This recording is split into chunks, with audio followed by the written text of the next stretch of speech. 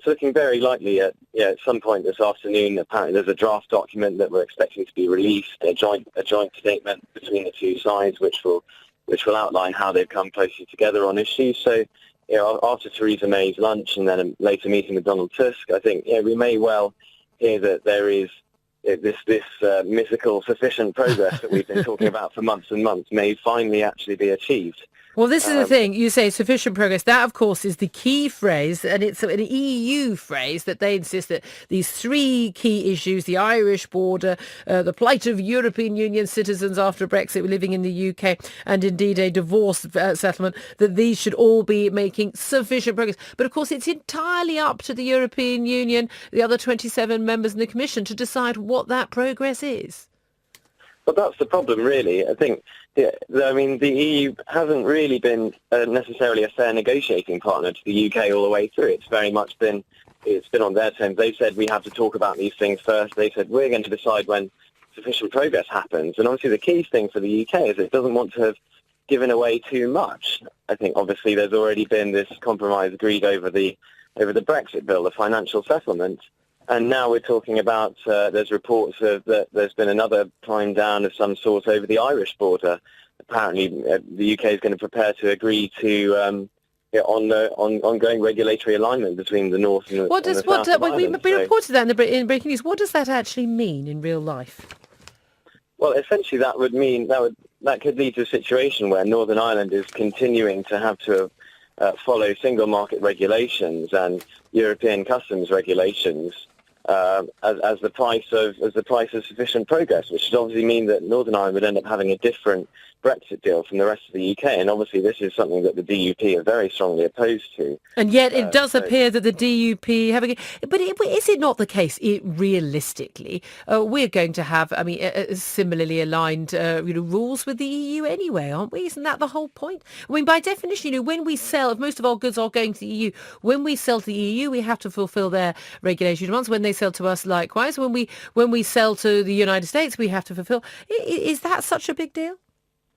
Well, that's the key difference, really. I think you point out with trade with the United States, only 6% or so of British businesses actually export to the EU, but 100% of British businesses have to follow EU regulations, and that's always been a huge problem with EU regulations.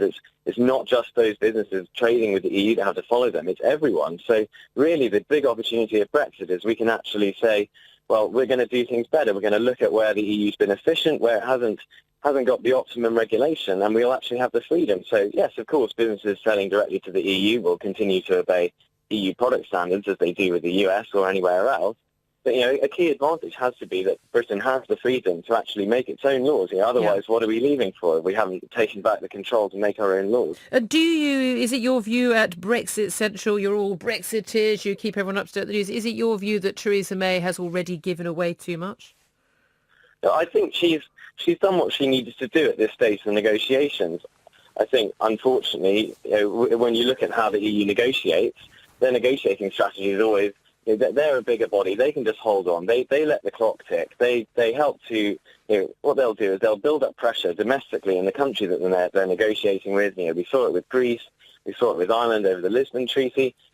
Frankly, there's been a lot of people in the UK which have simply been helping the EU. They've been doing the EU's negotiating for it. When you get all these big businesses, all these big business groups saying, if there's no breakthrough in negotiations by X date, then we're all going to leave the UK.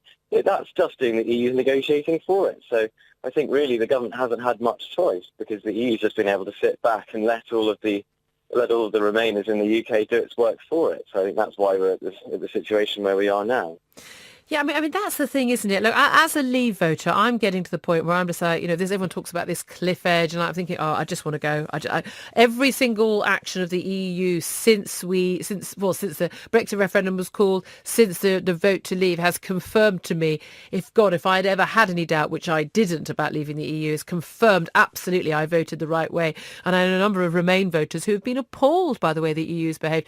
But again, I'm more appalled by the fact there are British people. I don't want people to be loyal to a government they don't agree with. I don't want people to pretend they want us to leave if they don't. But there has been an element where, as you say, where some people who are Remain supporters, I'll go to the extent of being Remoaners, people who are actually trying to stop Brexit from happening, are genuinely they're willing to see a return to the Troubles in Ireland. They're willing to have billions of pounds of our money spent over. They're willing to hand over rights to EU citizens but not expect reciprocal rights for British citizens when they stay on in EU countries. And it's almost like they're sort of willing to give everything away with getting nothing in return for the Britain.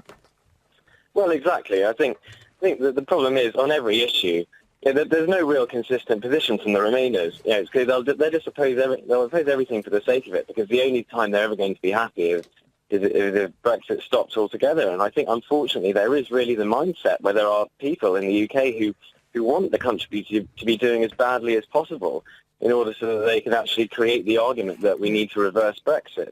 I think it's very sad to see that. Well, we shall see what happens, what the announcement is this afternoon, if there is any progress, sufficient progress, as you say, the words of the European Union, what they require. Thank you so much for joining us. Hugh Bennett is Deputy Editor of Brexit Central.